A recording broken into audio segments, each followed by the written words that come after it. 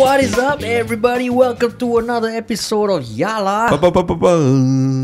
Today is one of those special episodes. Normally, we speak about current affairs with a touch of comedy and humor, but every once in a while, we bring on an interesting guest. Yes, and today's guest, I think, is not only interesting, it'll be very helpful Yeah. to a lot of people in And this time. and very relevant. It's about something that has become a hot topic over the past year, hotter than ever before. It is around the topic of personal investments. Right. Personal investments. And I think we just got to be very transparent as well. And that this episode is brought to you by OctaFX. OctaFX, they very graciously reached out to us, and we together collaboratively decided to do an entire podcast about the topic of Forex trading. Forex trading in particular. Everyone has heard of Forex trading. Some of our listeners out there, I'm sure you guys participate in Forex trading, while others like me just know of, but there's so much inertia to get into it. So today, we have joining us Mr. Eden Koh, who is a Forex trader and a Forex coach and a financial coach, but specializing in Forex. Right, Eden? Yes. Welcome to Yalabat, man. Hi, welcome. Hi. Welcome. So the topic of personal investing and Forex trading, are you getting more pings from your friends than ever before? Yes, right now, especially this time during the COVID period. Right now. More and more pings from friends, from people who don't even trust in investing at all. Oh, really? Are now starting to come to me and, hey, do you have any advice? So you're Mr. Popular, like always people asking you for coffee and all. Is it? Yeah, it happens. So you're a rock star, you're a rock star. But you say people now, meaning you're speaking specifically during COVID, this whole period, that more people are reaching out. And why do you think more people are reaching out to you? Since last year, the circuit breaker, that's where it started out. Friends that I haven't been speaking to for years suddenly came back. Hey, Eden, are you still doing Forex? Then I have ex-students also, my yoga teacher, all this also. Hey, are you still in Forex? Then I'm, why suddenly this time? It's like a financial booty call, right? Right?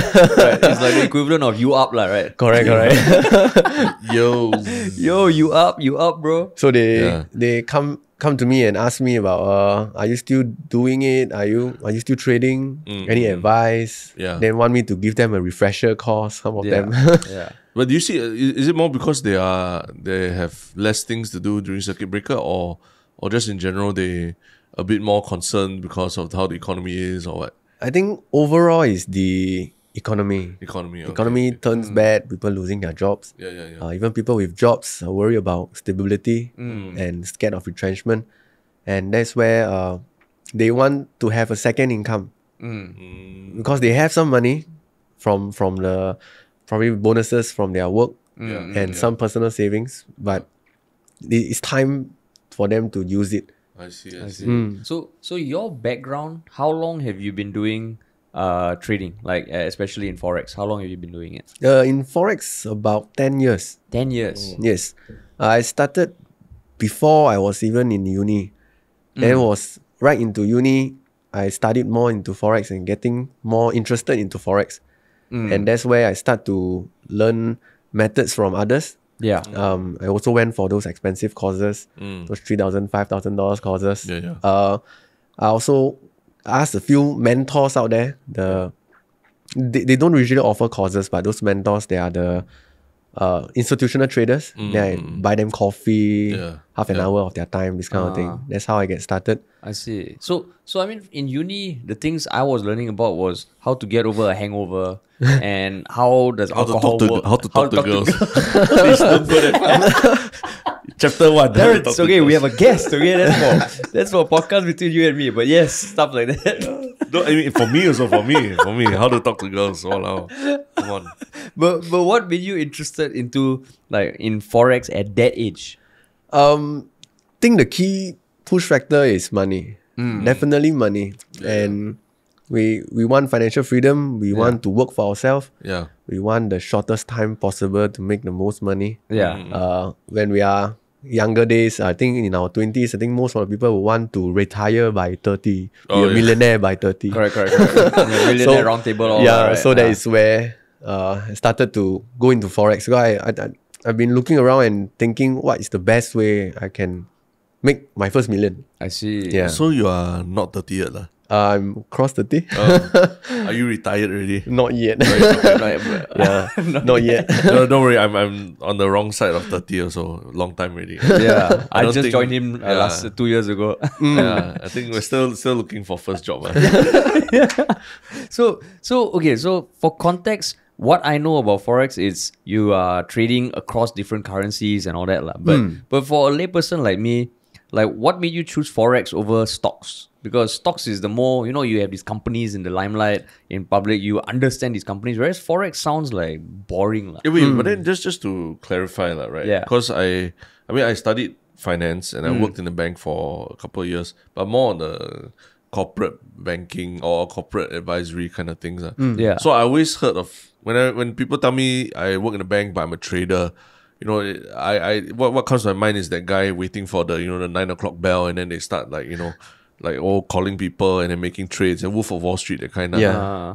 Then I know there are day traders also, people who do it whether it's on the side or they do it at home or what.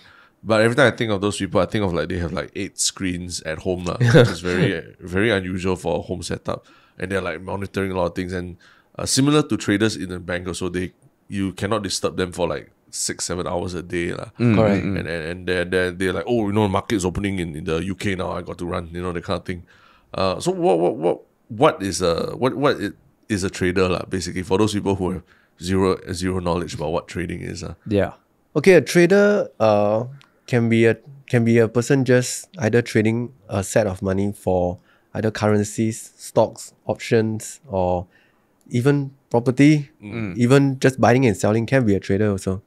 But even salt, pepper, corn, oil, gold, silver, commodities, these are all also trading. Yeah. But specifically for Forex tradings are the trading of currencies. I think the reason why I don't go into stocks is a lot of people has the mindset of stocks, you need a lot of money to begin to buy one share. Then also it depends on the company's growth and what company to buy. Actually, in finance, we study there's a lot of things to determine before you even go into the company. Things like the P ratio, the KE, then the law of calculations, past 5 years earnings, past 10 years earnings. Yeah. These are the things what I learned from school, but yet when I apply to real life, for stocks it don't work for me because for stocks is company can close down anytime. So you tried stocks first. I try to understand stocks and how it works. I think basically that is the most important, I feel. You have to understand how it works before you go in. I see. Yeah. So are you saying that stocks is a very like a long-term play kind of thing where you have to do a lot of research, you have to I understand the risk that a company can just go insolvent overnight or some scandal overnight and Correct. you have no control over it Is it? And the growth is also lesser. Okay. Yeah. For companies that are stable, that probably won't close down. There are a few examples like if I would have a lot of money, I'll invest in Colgate. I'll invest in Sembcorp because everybody will need to throw rubbish. Yeah. They won't close down. The best, I'll invest in funeral parlors. Nobody dare to owe them money. You say. Yeah. I thought you were going to say Apple. Yeah. I thought you were going to say SPH. No. Funeral parlors. Yeah. Funeral parlors are really one of the good Really, projects. Because nobody dare to owe them money. That's true, And they that's really true, charge ridiculously high. But the thing about Forex, I mean, okay, so here's another question from a noob. Like how much do currencies fluctuate such that you can actually make a decent amount of money from? That means you have to put in a lot of money or you have to wait like fucking long? Don't have to. It depends on individual. Yeah. For me, I always believe something with a small income. Start with a small capital. And thanks to a lot of brokerage right now out there, there's something called leverage. So for example, if you trade with $500 USD, if you lose the 500 USD. Yeah. But you're trading with actually leverage. But you won't lose the whole amount. For example, if you trade one standard lot, that's $100,000 contract. By trading just currencies, you're actually placing 100 over 1,000. But using your small amount of 500 USD or 1,000, you're not losing the 100K.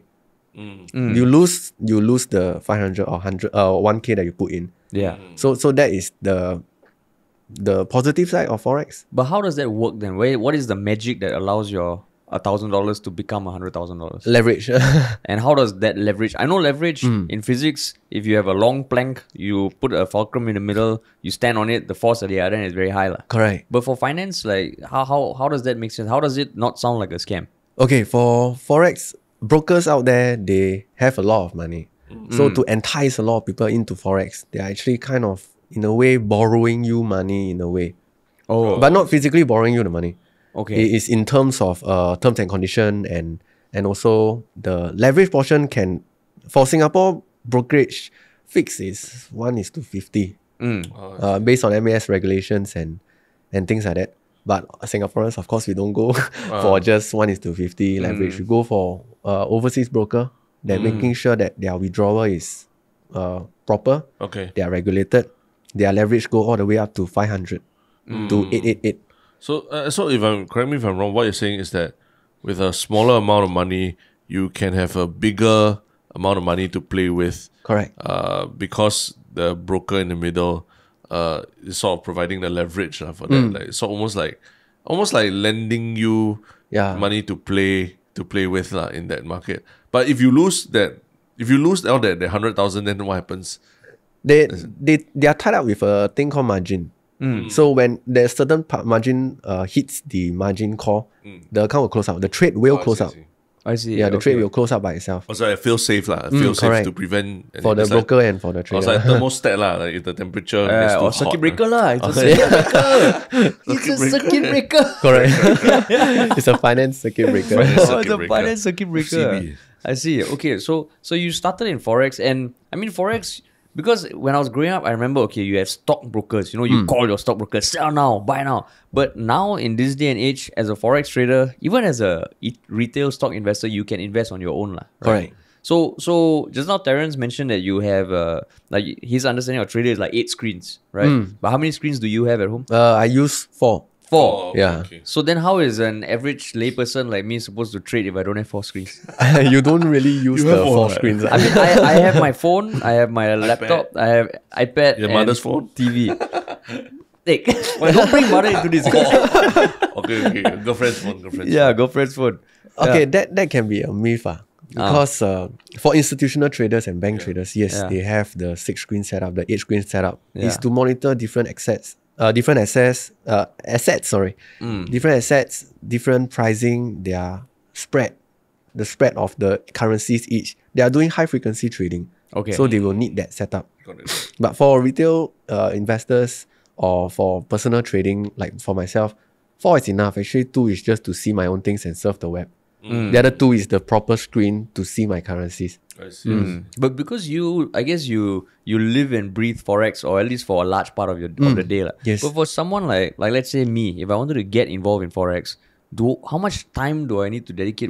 I mean now, whenever, I know earlier this year or like last year with COVID, with apps like Robinhood and with sagas like the GameStop saga, everyone is interested in investing. But it sounds like fucking volatile. Yeah. Right. So how would a person who's just entering Forex manage that? Okay, for a person that just entered Forex, I would suggest to take 2 weeks. The first 5 days is to study the basics. You have to know what is spread. You have to know what is candlestick. You have to know how to enter the trade and exit the trade, setting your stop loss and take profit, and basically how to use the platform. Correct. Okay. Then that's the first week. Yeah. Saturday, Sunday, you rest. Okay. Then the next 5 days is where you go into demo account trading. So you test out whatever strategies that you learn online, on YouTube, or from your friends, or friends tell you that is good. You test out your strategy, Okay. making sure that the first 5 days you do make money and you are consistent. Then you decide whether to throw in money or not. I see. Okay. And a platform like that is something like OctaFX, right? Yes. Okay, so I mean, we have fully disclosed that this podcast is sponsored by them, but we also want to understand what goes into a platform like that. Like, if I go in, will it just be like the black screens with all the different graphs and all that? It like just overwhelm me with info? It will. As It a start, will. it will. For any beginner, it So will. that's normal lah. That's normal. That's completely normal. Okay. Yeah. And I would assume if you can learn how to use Snapchat or TikTok, that one should be a walk in the park. lah. Correct. Because it's just getting used to the platform is the same as buying a new phone. When you buy a new phone, the whole setting is different. It looks alien to you. Yeah. But after that, everything is smooth. Once you know how to do it. I will compare it something similar to like driving a car. I see. Yeah. For when we are learning that time, I always remember like, wow, I cannot do this, cannot do that. Wow, what is the clutch, everything. How to do it. Yeah. Then when I know how to do it, it's a walk in the park. Sure. Yeah, but for Forex, the thing you need to know is how to use the platform. Okay. How to use the indicators. There are a lot of indicators there to put in. Yeah. And don't fall for the normal nonsense out there in the market. No, actually, now that you just mentioned it, I mean, you talked about last time we took those courses that cost $3,000, $5,000. Yeah, so I think a lot of people see this kind of courses Yes. where on newspaper or what, and then they say they'll teach you how to trade Forex, and you got to pay an amount of money upfront that it's not a small amount like usually. Yeah, it's it's quite okay, like, sizable. 3K lah, right? 3K, 5K. But so what is it about these that you are saying that they are a bit scammy in feel? Like, what is it about it? Because actually this is something, I think one of the reasons we also thought of talking to you was because I think listening to you talk a bit about your philosophy behind what you do, I felt it was very different from what the typical person thinks about Forex You mean like the traders. one on the YouTube ads? Give me 35 seconds. Give me 35 seconds and I will change your life and all that. Yeah. So what is the misconception or what about Forex or the generalization that everyone makes about Forex traders that you feel differently from? I think after I say this, a lot of them will come after me. Don't worry, we got your back, bro. But I think this kind of things have to be said. Firstly, I will not name them, but I went to a few of them. I did pay the full amount. Yeah. They are teaching the basics. Okay. The plain basics. Okay. Like things that you can Google. And things that they are already in my textbook. They copy and paste, put it into a 3 days course, give you food, it's more like a boot camp. They like to call it a boot camp or basics. But these basics you can really learn. You don't have to really pay 3,000 or 5,000. And most of the time when you question them in class, they take you like a person to disrupt the lessons and a spy from another school. They get defensive, but it's just a very simple question. So I assume you asked some of those simple questions. Yeah, very basic questions that they probably can't answer. Yeah, then they'll try to smoke you, throw a smoke screen, then they'll divert the whole thing into another topic, which happens. Happens. So another thing is they would always try to tell you safe management. Yes, of course, risk management, it takes place in Forex. But Forex is a high risk instrument. There's no such thing as safe. So when people tell you that Forex is safe, beware, it's not safe. But there is a way to make it not exactly safe, but controlled. Controlled. Not exactly risking your risk level. They like to teach you things like you have to minimum put in $10,000. Okay. You trade 0.01 lot, which is very small. It's not a bad thing, but they are dragging time.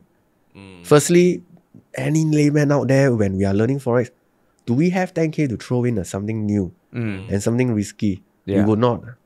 Then by trading 0.01 lots and holding the trades for 2 weeks, 3 weeks, firstly, you are exposed to risk. Anytime market can whack down.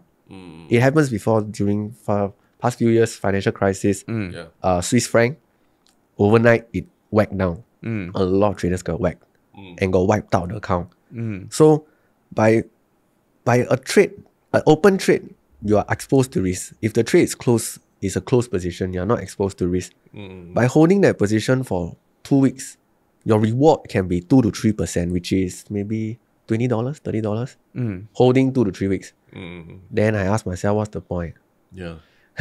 Although yes, 2 to 3% is a lot for baby investors, for traditional investors like my mom and dad. Oh, the banks give me 2.2% a year fixed deposit. That's high. Yeah, if you have 100,000. Yeah, if you have $1 million, that's a lot of money. But people will tell you earning 10% a month is crazy a lot. But the truth is, in Forex, you can even earn up to 200-300% a day. If you trade the proper method in a way.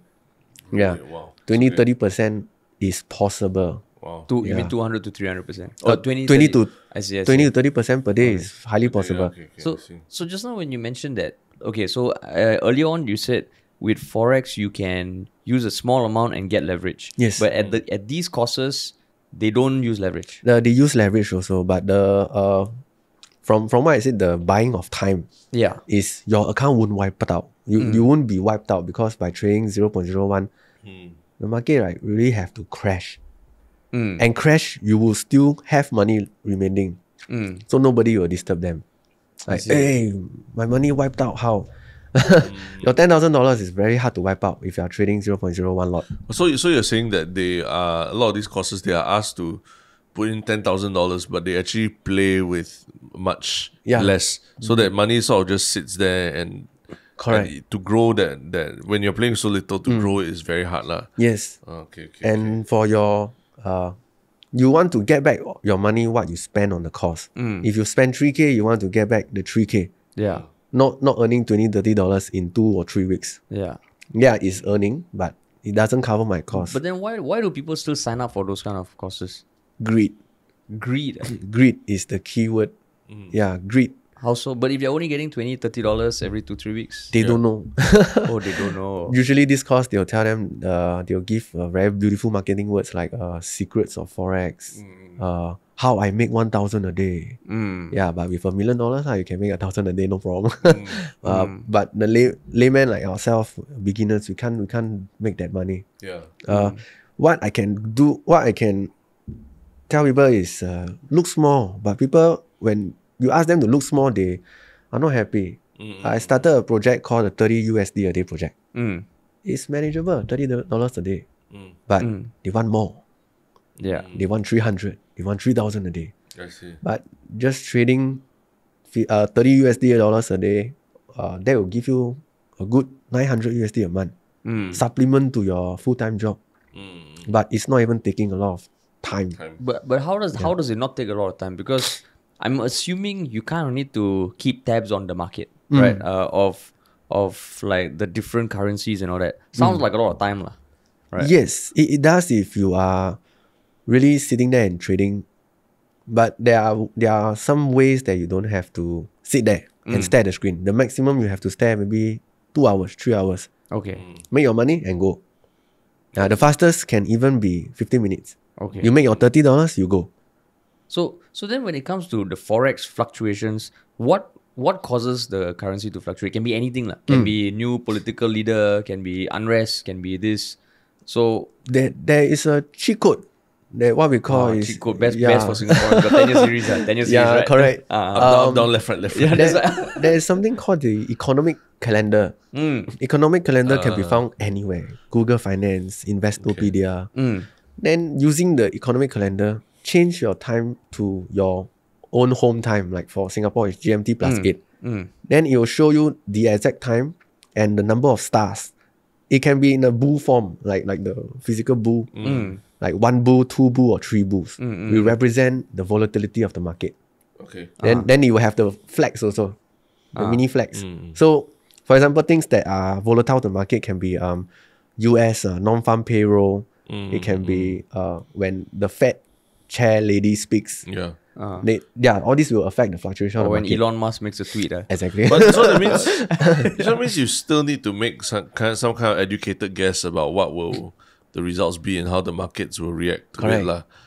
So the what you're saying is the calendar lists down all the key information releases, press releases, and events from large institutions in the US that would move the markets and cause currency to fluctuate lah. Yes. And how much it fluctuates also depends on how important this news is. Yes. And also it is possible to just sort of sit there and wait, and you make a guess that okay, at this time, payroll or the employment figures are going to be very bad this time, and the currency will drop.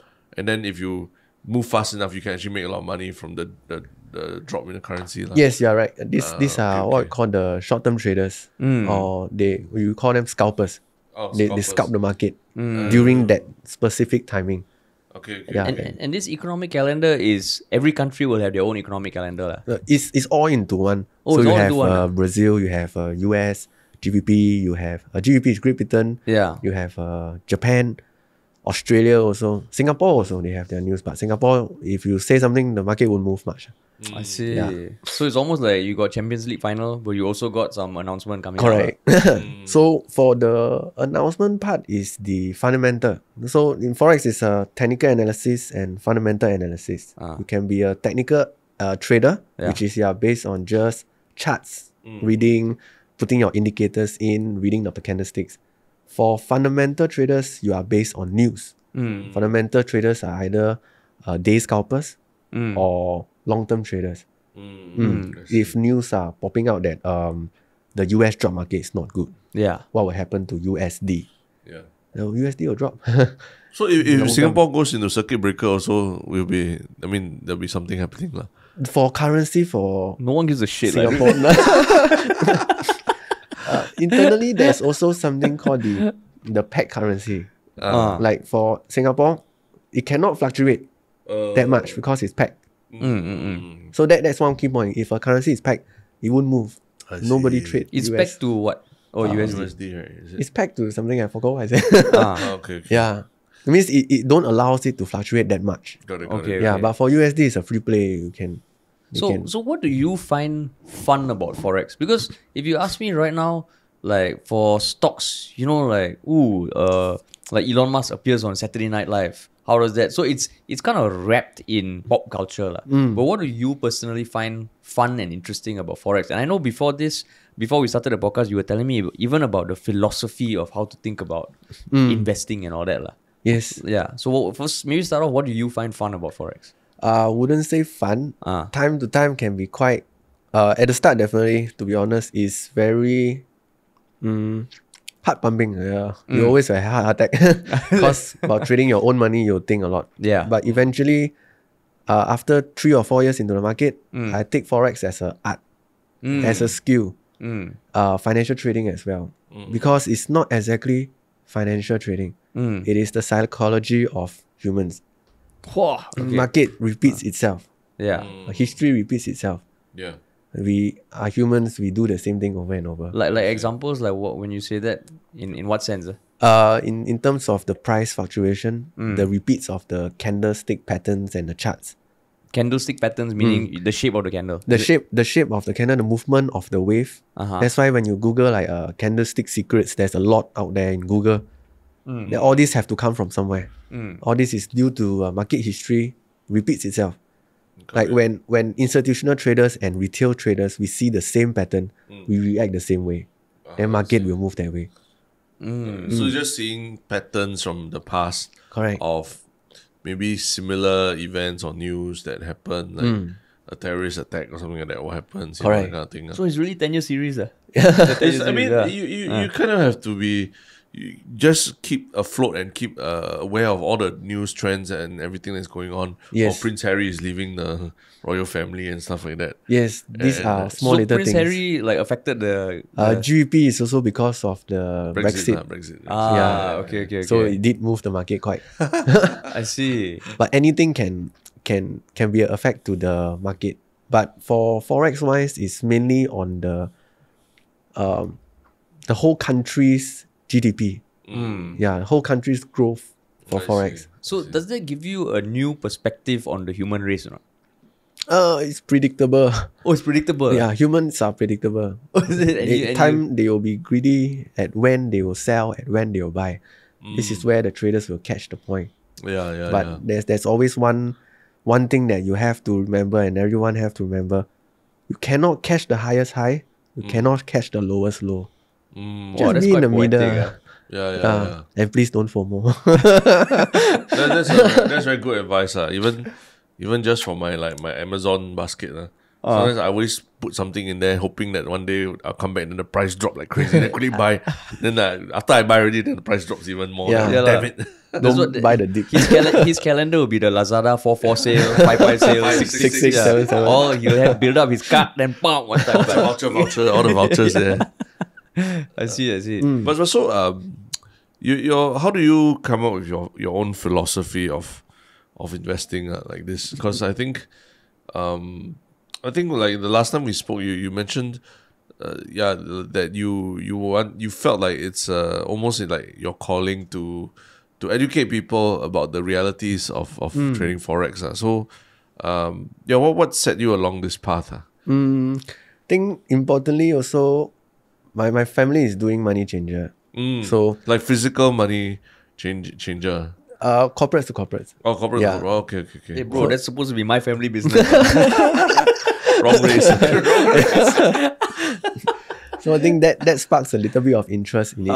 Okay. Yeah, and I think I like to see candlesticks and charts. I like to see patterns. I'm good with patterns. Even anything like from primary school, secondary school, they give you the triangle, square. Oh, yeah, What's yeah. the next? Oh, you love that shit. Yeah, I love that kind of thing. Yeah. Patterns. And also, want to break off the myth that I see a lot of marketers out there. I feel very sad by joining their course. I feel quite sad what is happening, and a lot of people really treat them like God.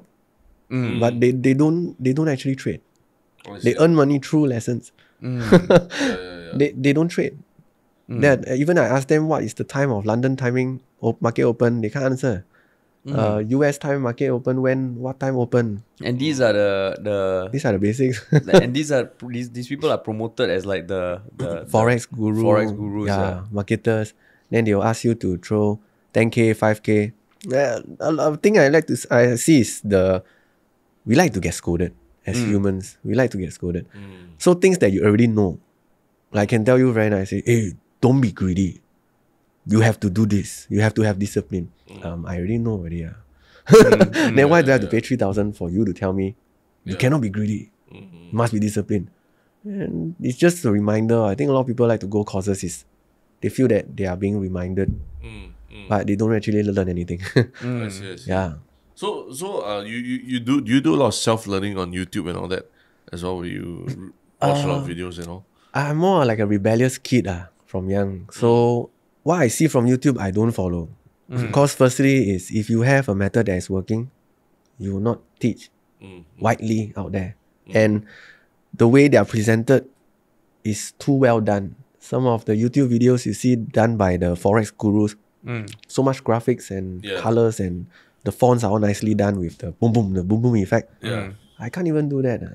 It's too slick already. I mean, we will be focusing more on Forex, reading the news. We don't have time to do all the graphic nonsense. Unless you hire a graphic designer. Yeah, then the things that they teach while looking at it, for the good ones, I will try to develop a method out of it.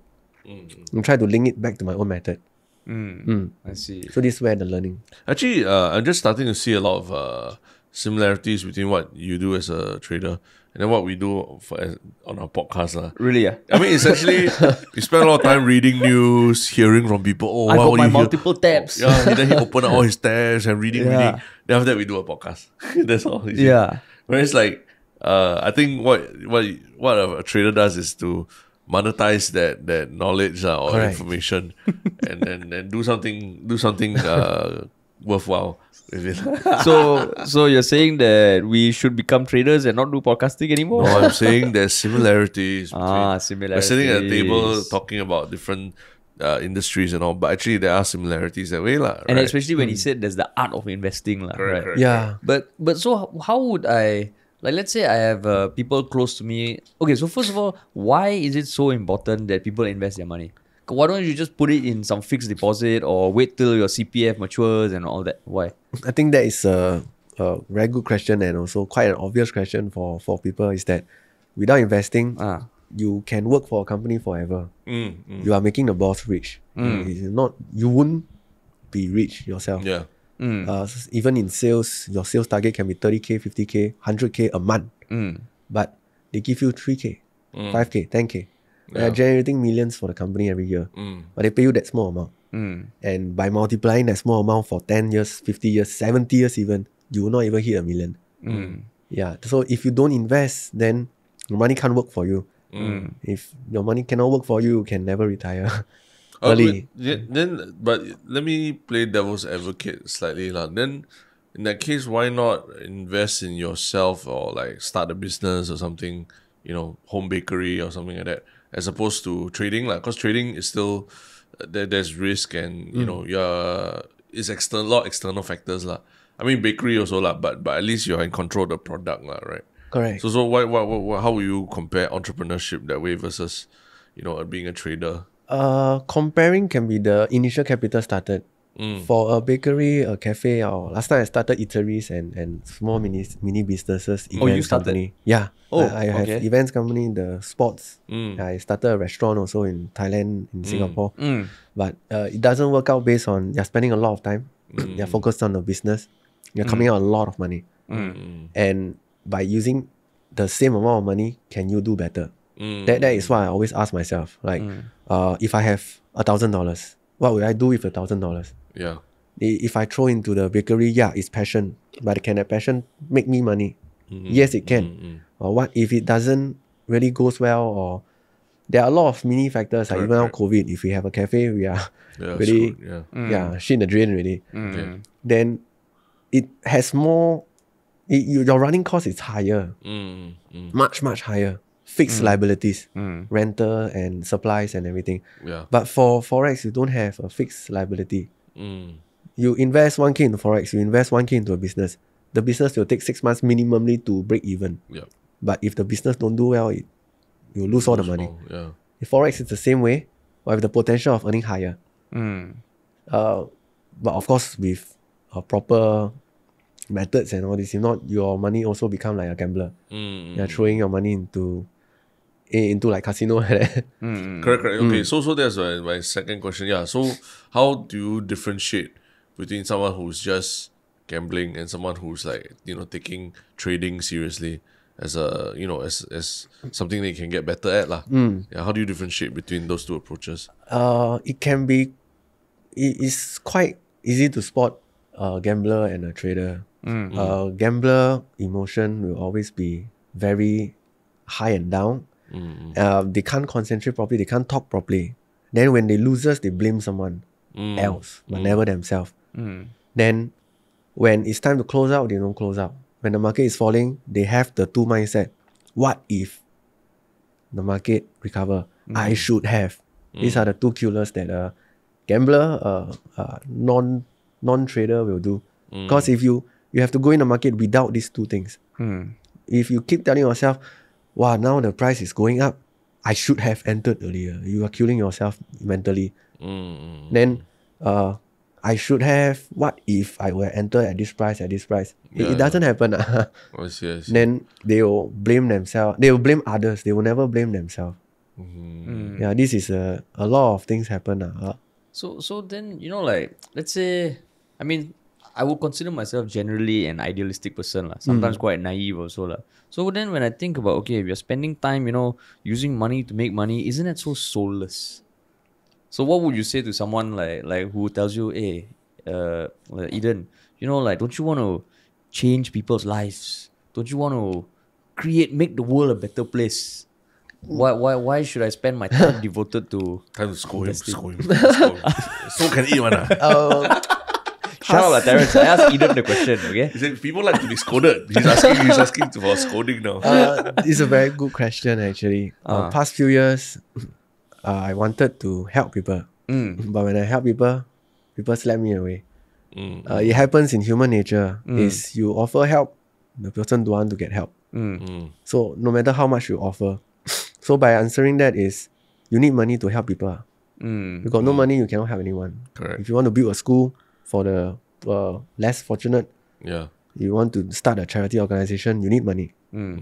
By just helping people like this, yes, but people don't appreciate your kindness. That's a very sad thing about the world right now. They lost kindness. They look at people only with money. Yeah.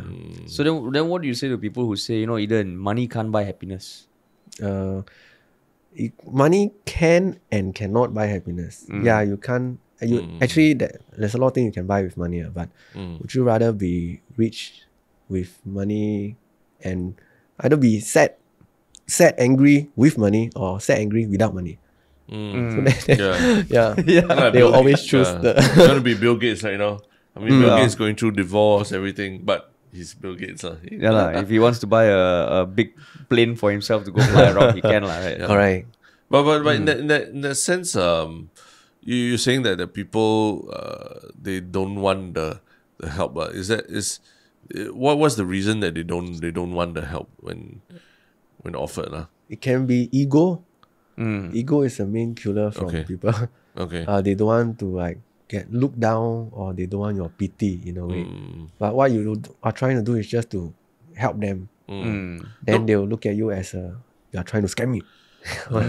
No, sometimes I feel this when I speak to I speak to artists or freelancers in certain ways. And then I ask them, hey, this project, why are you doing it? Why are you doing it for free? Or why are you doing it? Are you sure you are getting paid, to do your for your time or that? Then they will tell me something, because it's a charity, and then the person asked very nicely and I felt very bad and things like that. But then I'm like, if you are not even, at least covering your own cost of time and all that, you don't value your own time, then you are not only harming yourself, right, for the long run, but you're also sort of spoiling market for everyone else, right? Right. When you don't value your time and everything, and don't put a value on your time, such that people try to take advantage of you, and then they will try to take advantage of other people around you also, Yes. So that's something I also see even in our own industry a lot of. Yeah. So since entering the world of Forex and all that, what are some of the biggest misconceptions that you think people have about Forex and Forex trading and all that? Get rich quick and can earn a lot of money. That's a misconception. Misconception, yes, get rich quick. And okay. Yeah, you can earn a lot of money, but a lot of people also misconcept that it's a scam because it's being tied up with a lot of MLM Correct, yeah. and scam companies out there. Yeah. A lot. So for Forex, a lot of people, they trade, they lose money, they think it's a scam. Now that's a lot of problem because they don't know how to trade. And what they don't tell you, the dirty things, the bad things, is that I was greedy. And they lost money because they were greedy. They did earn money. They'll post on their TikTok and their Instagram, hey, I make $30, make $100 a day. But when you lose money, nobody posts. Yeah. That is one of the big thing that people think that Forex is a scam. Either on withdrawal of money, because some people, they can't withdraw their money based on maybe some documents never upload properly. Oh, I see. Or if they lose money, then there are a lot of funny people out there. Like if you lose money, they have the balls to go and ask the company, hey, refund me your money. If not, I post you on Facebook. I give you a bad review. Okay. Then of course the company don't refund them the money. Yeah. Then they can review them badly. Because some of the for some of the brokers previously, a few years back, I joined. I go and Google the reviews on online. Then everything you can find. But anything else, you just type scam first. Scam, then the broker name. Then a lot of things will come out. Then you go and read you have an open mind, go and read the comments. Some of them, they tell you withdrawal problem. Some of them tell you they cheat your money, they cannot earn money. But most of them you can feel that they just lost money. They just lost money and they just want to blame people. Got it. Yeah. So that means the misconception that you are trying to correct is that actually Forex cannot get rich quick. Cannot get rich quick. Cannot get rich quick.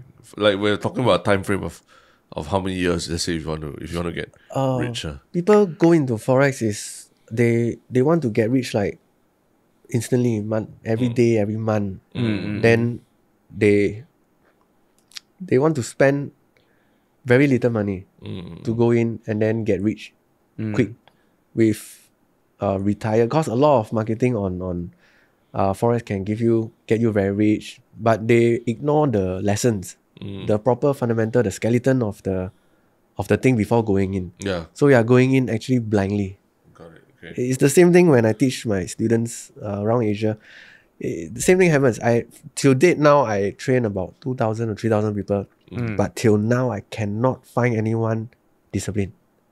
Not even one. Not even a single one. Find anyone? Yeah, that is disciplined in trading. Even for myself also not. Yeah. Because we are all humans. Nobody's perfect. Yeah. If they have the discipline, they can do very well. It's more like a robot kind of thing. I see. Yeah. I But see. emotions and greed take over. So then, like, what would be the mindset of someone who maybe is thinking about getting into Forex? Because like now, you said, okay, you need a 2-week time frame to understand the basics, right? You can't get rich quick. And it does require like some effort, some discipline. So how should someone approach it? And why should they take that mindset lah? Okay, change the mindset slightly to be, for example, let's take an example for a doctor. Doctor is a professional. You have to go to medical school first. You have to go to training first. Then you become a doctor. Same for traders. You have to first go to training, Correct. get used to the method, practice it. Then you make it into your own business. So trader is a profession also.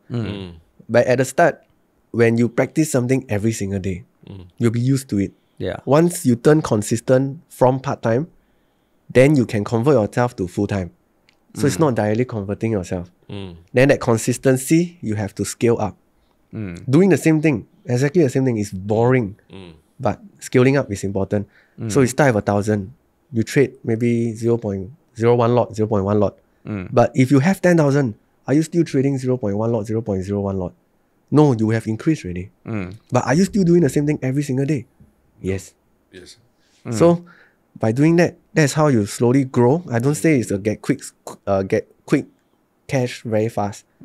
But by scaling up, and it takes years, when you look at the market, you know what is happening. You know where to draw the lines. You know how the market will move. You know when to exit, when to enter. And that's where it takes a few years before you can really turn into a profession and consistent income. And scaling up is important. And even if it's not a full-time profession, it is something on the side that is generating some sort of income lah, right? Yes. I guess the analogy would be, so when I was younger, I grew up in the age of the TV, television lah, all those ads. So my family actually bought the abdominizer.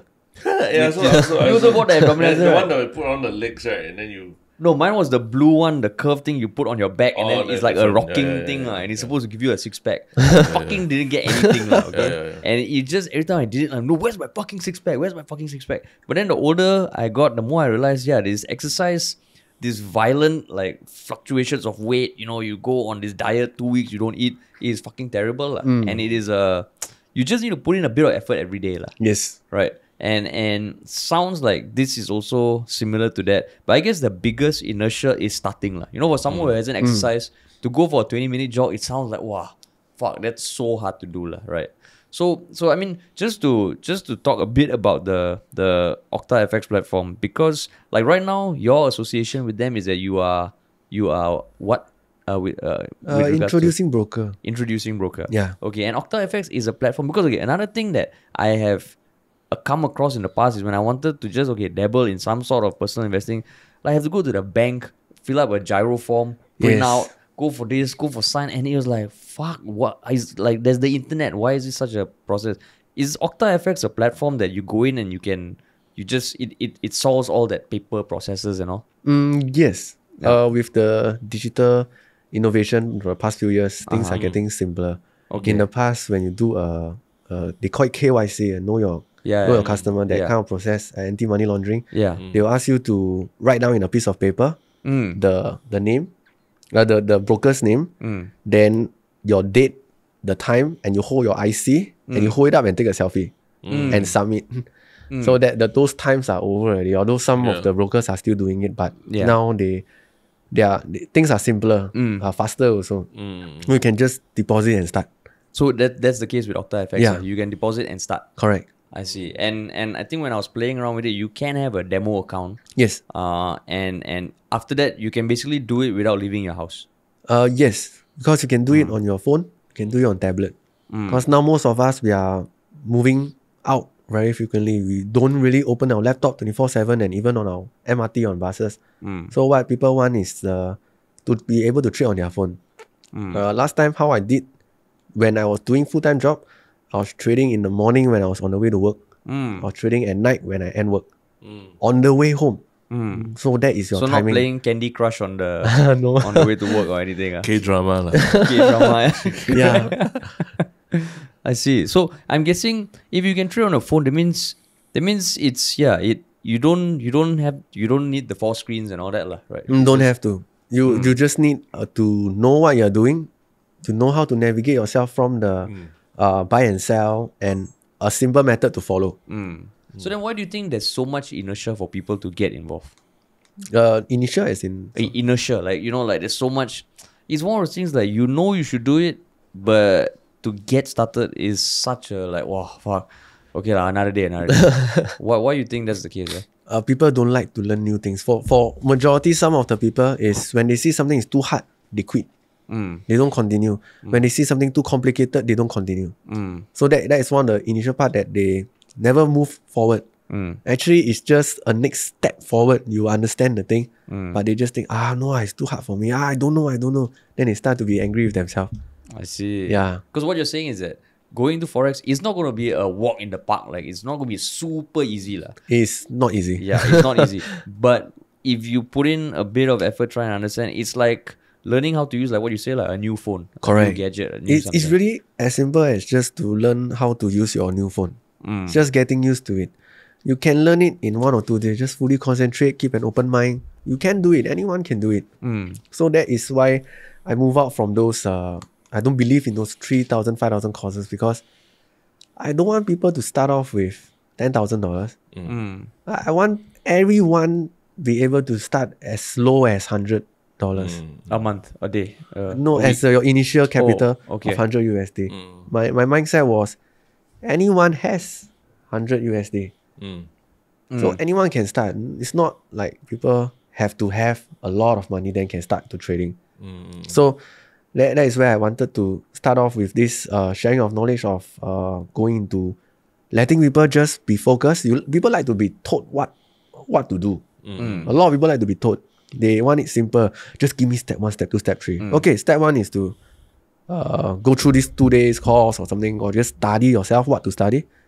Step 2 is just to put in this capital, start an account. Step 3, target $15 a day at the start. Target $10 a day at the start. You lose it.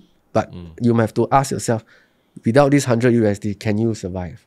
Will you be very desperately out of money? If so, don't put in. It must be money that you're ready to throw away. I see. Yeah, ready to lose.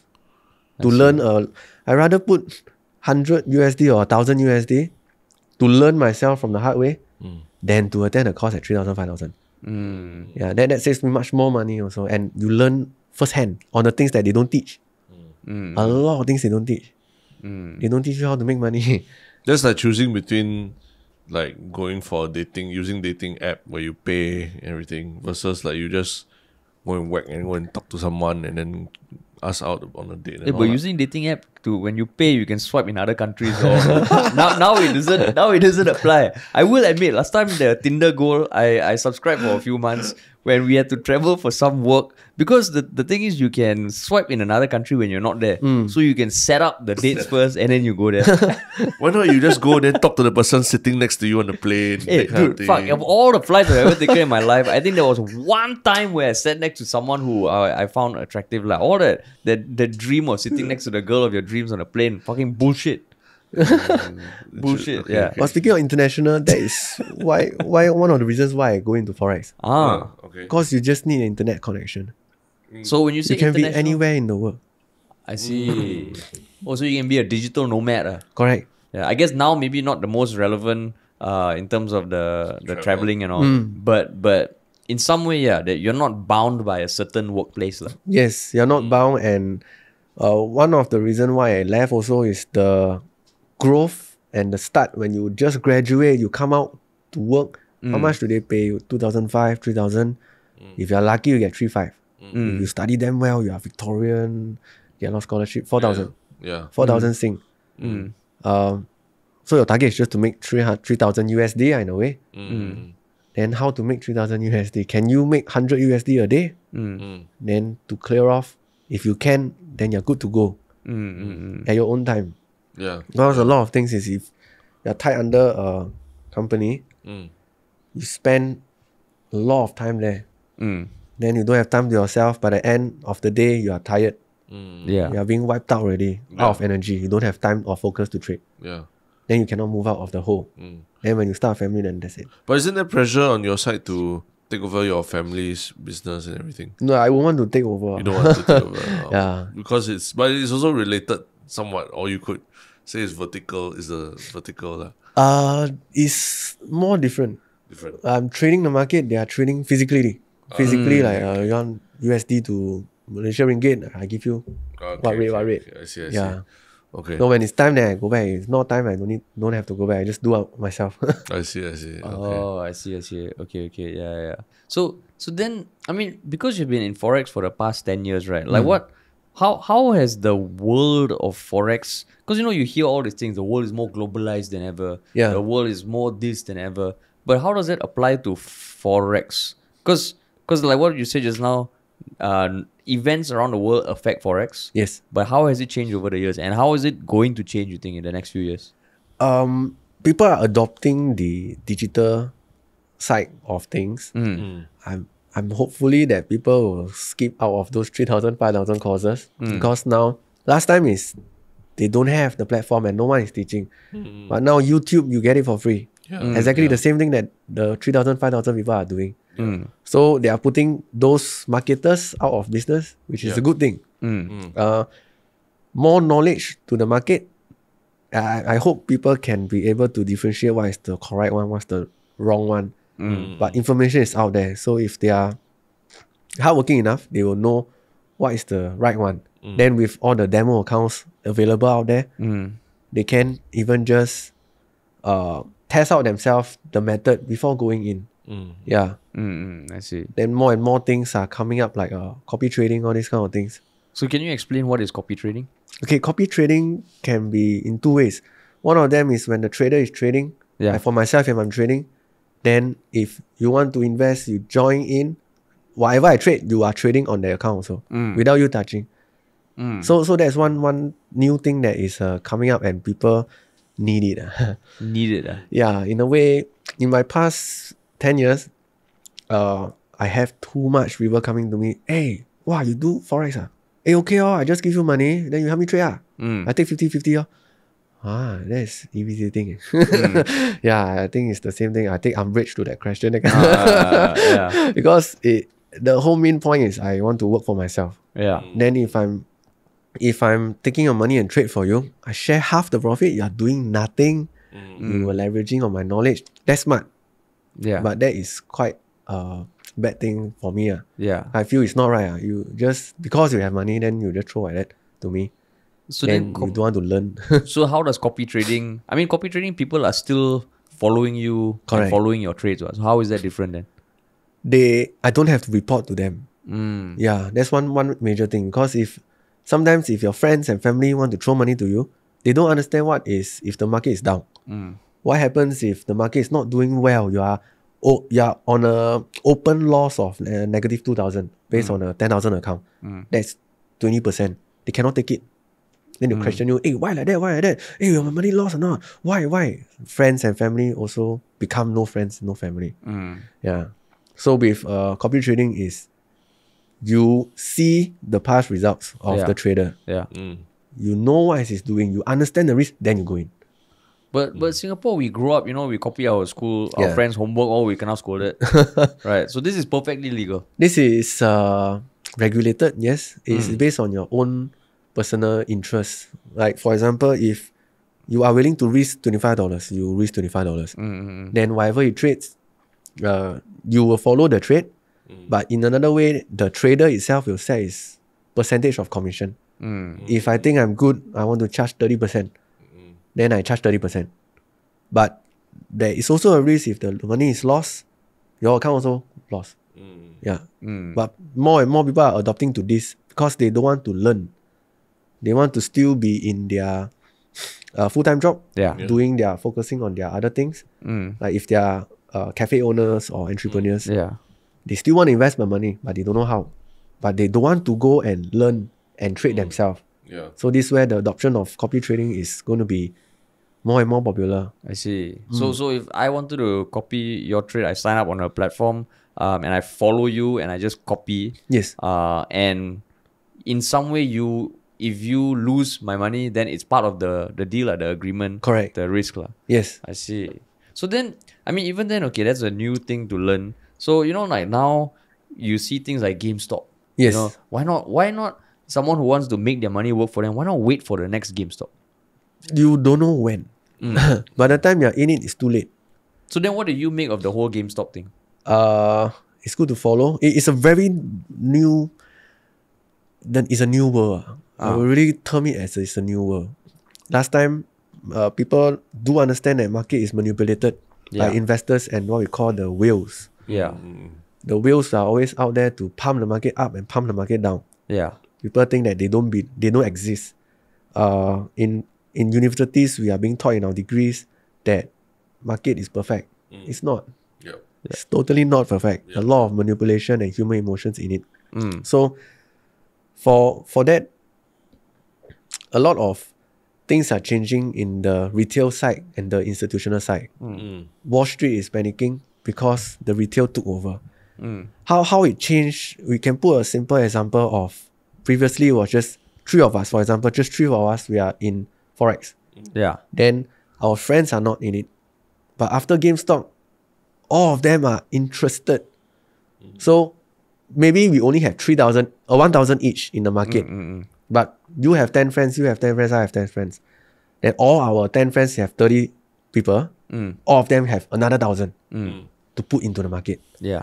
So retail investor pump the market up. I see. Yeah, that's how they more money. So to clarify, retail investor is like individual investors. Yeah, individual like if I were to start investing, I'll be a retail investor. And the institutional investors are like the companies, like the Forex trading firms. Correct. Hedging firms, banks. So do you foresee more things like GameStop happening? And if anyone's listening not familiar with the whole GameStop saga, it was essentially when a Reddit thread of like 130,000 followers started speculating, and they noticed, not started speculating, they noticed that certain funds were short selling GameStop in the basically banking on them failing. And they wanted to do give an FU to these funds, and they pump all the money and they inflated the price. Right, but you see more of that kind of like the common man, rallying together, be it political causes. Now that was almost like a financial cause. Do you foresee more of that kind of stuff happening? It's already happening with adoption of cryptocurrencies recently. Stocks are also being pumped up and down. That is a different thing from Forex. They can pump stocks, they can pump cryptocurrencies, but they cannot pump Forex. Why not? Because Forex is currencies. They don't know how to pump currencies. And the country itself, you are fighting the country. You are not trading the... Okay, for stocks, you are trading the company, the organization. Cryptocurrencies, you are trading the coin, one organization. Forex, you are trading the country. Not just one country, two countries. Yeah. Because you are trading Euro USD, you are trading the Euro and the whole thing. They can't manipulate the market, not big enough. Retail investor cannot pump Forex. Got it. I see. So in a way, Forex will be less risky in a way. But why can't they not pump if like these 130,000 members on Reddit decided to each buy like 100 USD? No, not 100, like 100,000 USD each. Not enough. Still not enough. Not enough. Because it is based on the whole country. Imagine it's a power of UOB, OCBC, DBS, the ecosystem. Combined. Okay. Yeah, you can't touch them. But if you want to pump up UOB, can you alone? Can. But for all banks combined with the regulatory MES in, you can't do anything. Okay. So what is can you just run through what is a typical day like for you, your schedule? Okay. Daily, I will be aware around 2:30 p.m.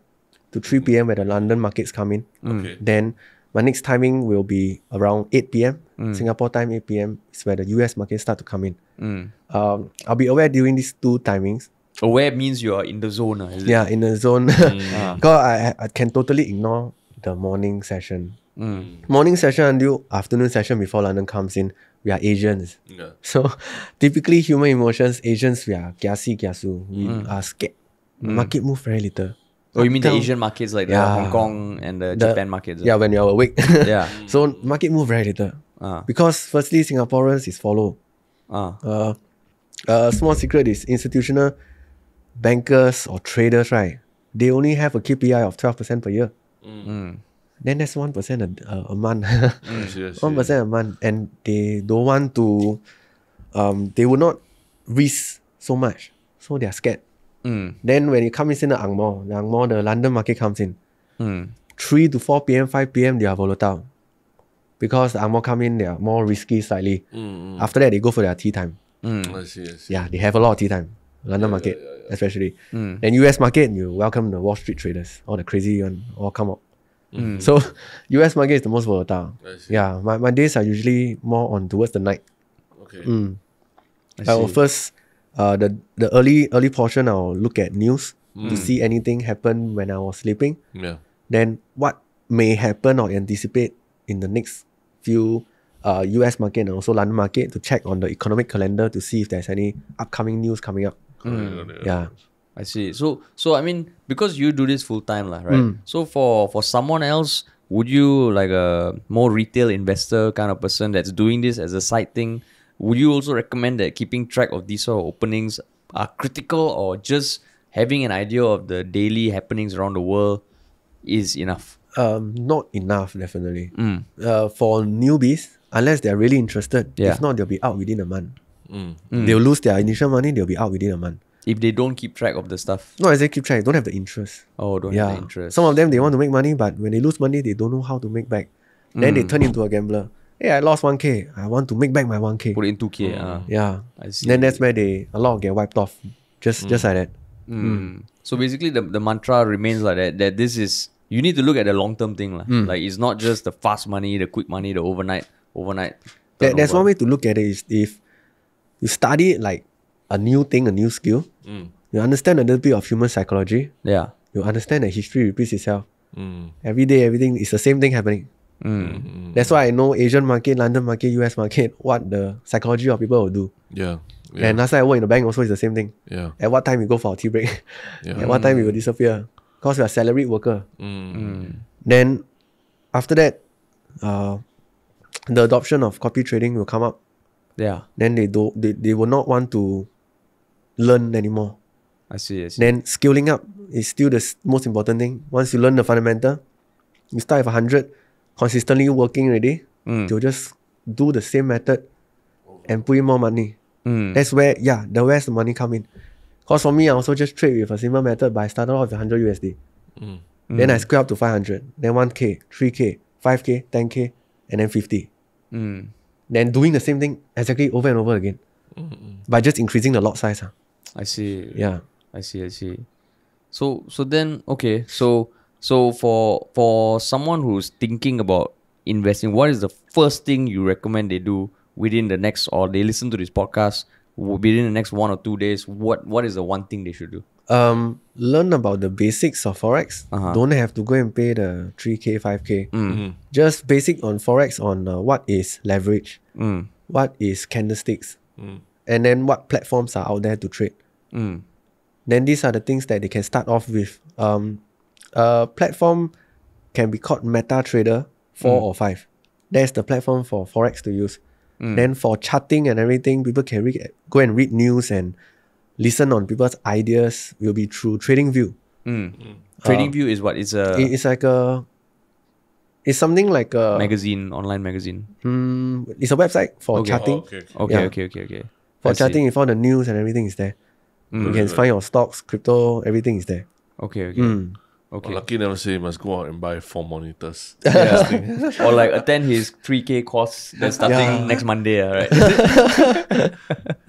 I see. So then, No, I mean, so when your day basically is broken up into the markets start and stop. So where's the end of your day? Do you go late into the night or? No, my day ends typically if work-life balance is very important. Okay. You have to give yourself an off day. You're very disciplined. You have to, when is your exercise timing, when is your makan timing, because you control your own timing. Yeah.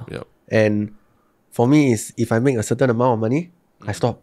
For the day. Really? Yeah. For the day. I have to, because I'm not as disciplined. I'm not a perfect trader. I have flaws also. Yeah.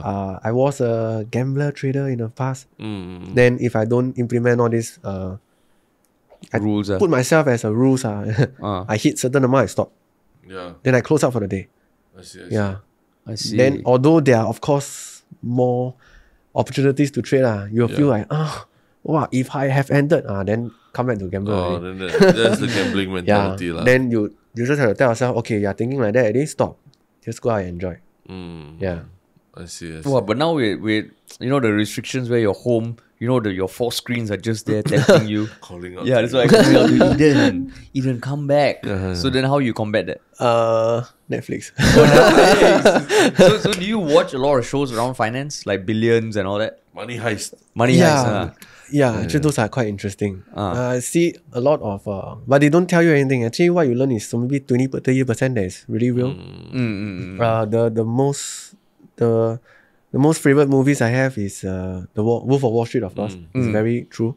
And The Big Short. Big Short. Oh, The Big Short. The Big Short is exactly true. The Yeah. person that's telling you this is happening, the papa's going to burst. Yeah. Then Really nobody good. listens to him. Yeah, and the way they made that film also was fucking good because it was a very sophisticated explanation they had to make. Correct. But they made it very entertaining. simple. Yeah. Make it simple, They simple made to it very understand. entertaining. Yeah. And that is the, if you rewatch the movie again, you understand is the human psychology behind Big Shot and also the human greed in Wolf of Wall Street. Yeah. So this is 2 parts where you see exactly what is happening. The greed. I see. And going back to what you said, like the nature of Forex has certain things in place that in some way prevent it from being that volatile or that manipulated. Yes. That's interesting. Because you don't see the prices. One close example can be our neighbor, Thailand. Last time the currency exchange is not that high. Yeah. Then it shot up to 25, 24, 25. Yeah, last time was very low, but this don't happen all the time. Yeah, but if you are looking at stocks, you're looking at cryptocurrency, you're looking at other things, options, futures, all this, a lot of things can be look like gambling. Because it's only buy up or buy down. Yeah. People look at like a Ta Xiao, they play the dice, big small, baccarat. Yeah. People who lost money, they will say this, but the world, isn't it big and small? Isn't it true. up or down? Baccarat is supposedly the most luck-based casino game out there. What's Baccarat? I mean, it's essentially you're guessing whether your number is bigger or smaller than whatever is. It's a card game, is it? It's a card. Yeah, it's a card game. So I last time did some finance for casinos and stuff. So it really was like they can literally calculate based on number of baccarat tables they have and all that, what their profit margins will be. Because and then they know the exact demographic of people who will play baccarat. Yeah. Because it's mostly Asian. Based on human nature. Mostly Asian, yeah. Human nature. Yeah, it's simplest. Don't need to think. Just big or small, and just you because you see poker players all that. Wow, they talk about strategy, all these things. Then you look at the baccarat like, there's like nothing there at all. Really, there's no strategy or anything. Yeah, but it's so profitable for the casino. They love because it. the odds are heavily in favor of the house, lah. Yeah, exactly. And it's simple. People like simplicity. Do you play poker?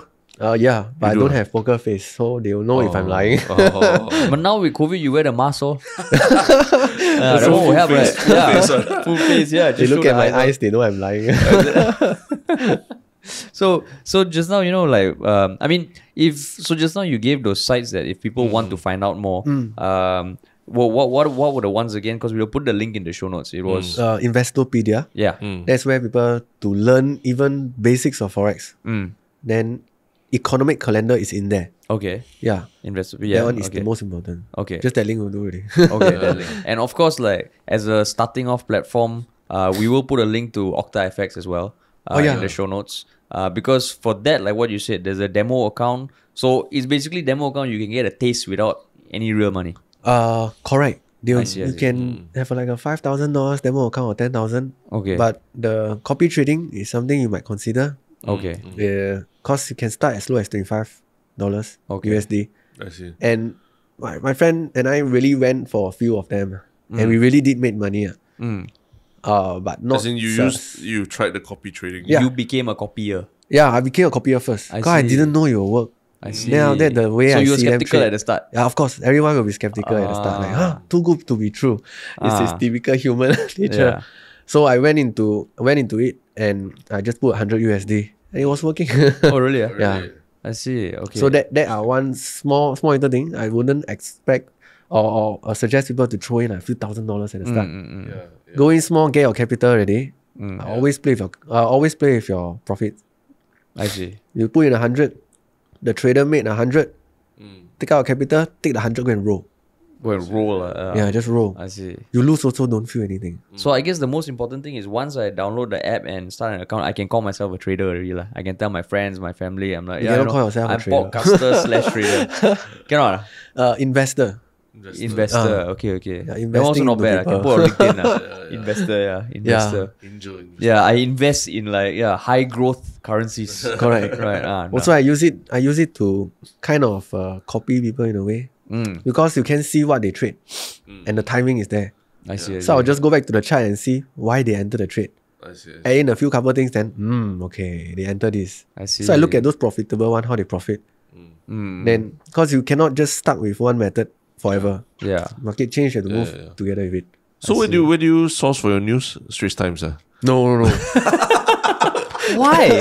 Street Times is the best source of information. Editorial integrity. my friends. Editorial integrity. Yeah. Source for my news through TradingView and okay, Investopedia. Okay. I see. So you it's just generally very investing related news that you go for lah. Yes, correct. Okay, got it. I see. Ours is what? Yours is what? BBC. Mine is Kelvin Cheng's Facebook page, Bertha Hansen's Facebook page, and Mothership. But that one, how about global events, Terrence? Global, Can you get out from your shell or not? Global, it's just news.google.com. Oh, And news. then I just see what a lot of the headlines are. I see. Yeah. Okay. That's me. And we do have a very engaged subreddit as well. So I'm sure our listeners will have questions, will have thoughts about this. And it would be great if anyone listening, just head on over to our Yalabat subreddit, put your questions there. We will try our best to with Eden's help, I guess, point you to certain resources and all that. And I mean, just now, you mentioned anything else we haven't covered? No, I think Broadly speaking, right? we have covered Yeah. a lot. Yeah. Because it's been super eye opening for us, a lot to digest, and to kind of make the end a little more pop culture focused. Just now, you mentioned that some of your favorite shows on Netflix. What was the show that you mentioned? The Big Short. The Big Shot. Okay. I'm not sure if Big Shot is on Netflix. I think Watch it it is. from- I think it is. Yeah, I think it believe is. Yeah. Yeah, But- Big Shot and Wolf of Wall Street. But along those lines, right, the one thing we do at the end of every episode is to give our one SHIOK thing of the past few days. And I know we didn't mention this during the pre-call podcast, but it's something that we like to hear just off the top of your head. What is one thing in these past few days that may or may not be finance related? It might just be something that made you smile, made you laugh, that you would like our listeners to also experience. Which, like Terrence and I will go first, so you have a bit of time to think. And ideally something that other people can experience also. Not like your mom's cooking or something. Okay. Ideally a link that we can point our viewers to. Yeah. So to give you like some breathing room and also to maybe for us to give some examples. Terrence, what is your one SHIOK thing? Yeah, I mean, over the years, we hear a lot about smart home and Internet of Things and all that. And I've always been a skeptic. I'm like, why the hell would I need to be shouting out, lock the door, whatever, or on aircon? But now, because I have a baby, I realize like why it's so important already. And like literally, I mean, this is not a plug or anything, but I installed a smart lock at my front door. And it's something that brought a smile to my face in the last few days. Literally, where you literally, like your Google Home, you can like, okay, open the door, Google, hey Google, open the door, and then they will open the door for your guest. And it's very hard for single. You're giving me that, hey, what the fuck are you talking about? Because you're single.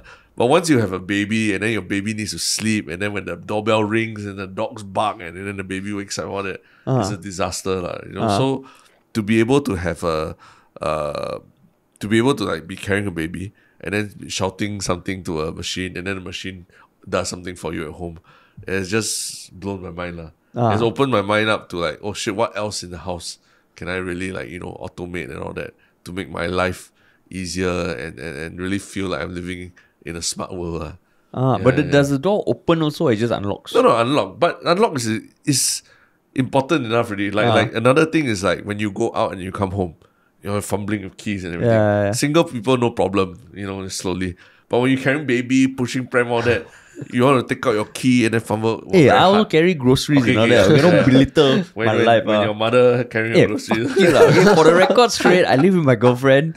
Okay, my mother lives separately. Okay, she visits. Yeah. Okay, yeah. But just last week, remember? Yeah, okay, there was what? We were on a Zoom call, then suddenly in his background, he never put on the background, right? Then suddenly his mother appear in his background cleaning his bed for him. We're like, hey, Harish, what's up with that, man? It's Friday afternoon. My mom came and took a nap on my bed, so she was just putting the pillow back. Okay.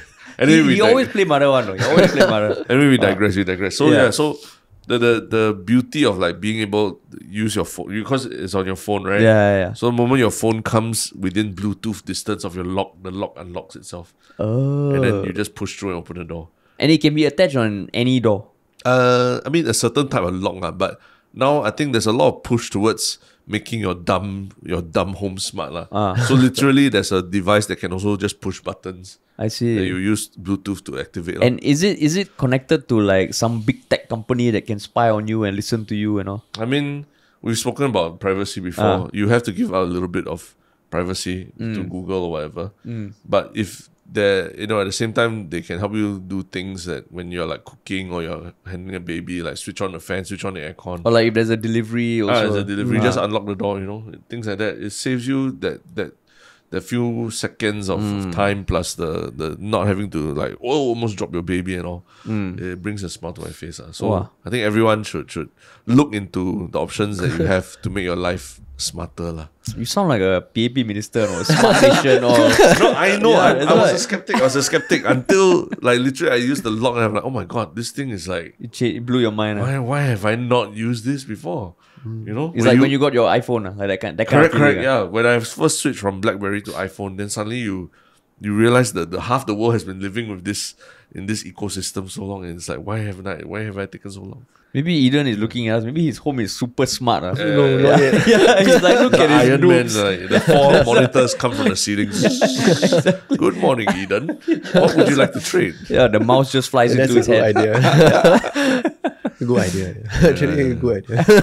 But yeah, I didn't even call out any brand. I just said, just look into it. Look into it. Okay, cool. My one shook thing is a lot less technical. It is the trailer for the show called Dave.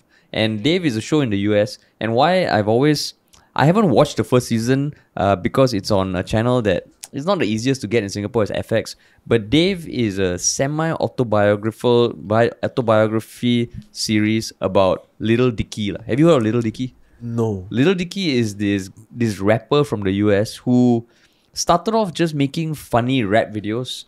And he became a legit pop like a famous rapper. And he strikes a very good balance of not looking like your stereotypical rapper. He's very self-deprecating, but he's fucking talented. And then he had his first season of his show called Dave come out last year, I think, or the year before, and it was to great success. And the trailer for the second season just came out 2 days ago, and it's such a good trailer. Like in this day and age, I always wonder how is someone's trailer going to stand out, because it feels like we've seen everything.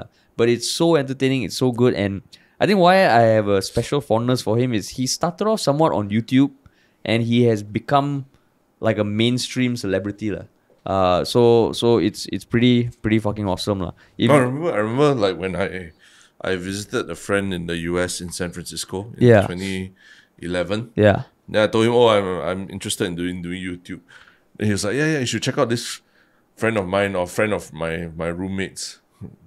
He's a rapper, Jewish rapper. Dude. Oh, he was your friend of your roommate? Yeah, so a friend of my friend's because roommate. he went to the same school as us. Right. So he's like, he's a Jewish rapper, and he's like, he's one or two viral videos. White Jewish rapper. Yeah, one or two viral videos on YouTube. So I was like, oh, okay, interesting.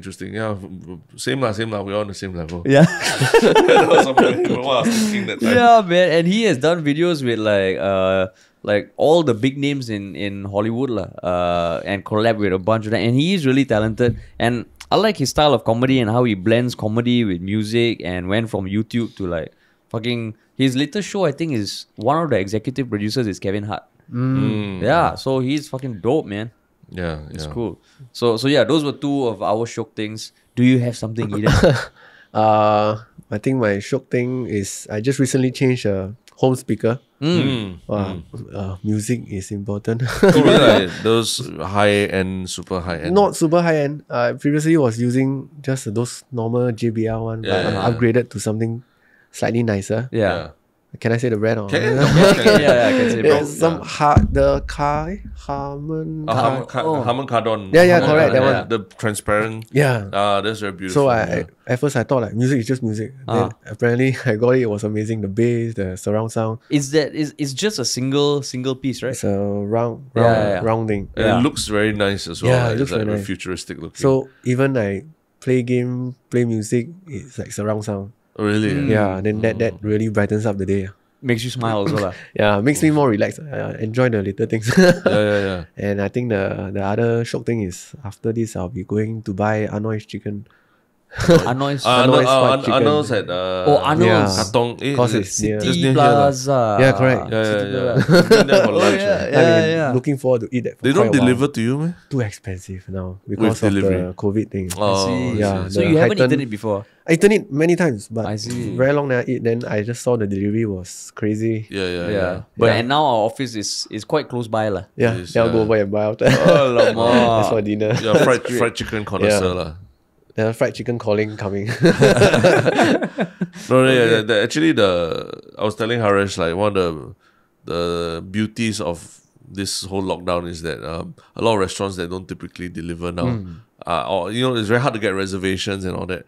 They actually deliver food now. So if you really want to try some of these restaurants, you have a once in a lifetime opportunity to have it delivered to you lah. Yeah.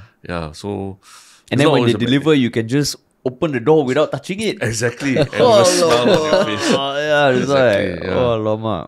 All right. Yeah, that's the end of the podcast. Thank you Yes. so much for joining you so us, much. Eden. Thank you, Eden. Hope you had a good time. Hope Yeah, our yeah. listeners found this informative. Yeah. And again, if you have any questions, just put it in the Yalabat subreddit. The link is in the show notes. Yeah. Cool. All right. Thanks, Eden. Thank you so much. All right. We'll talk to you guys soon.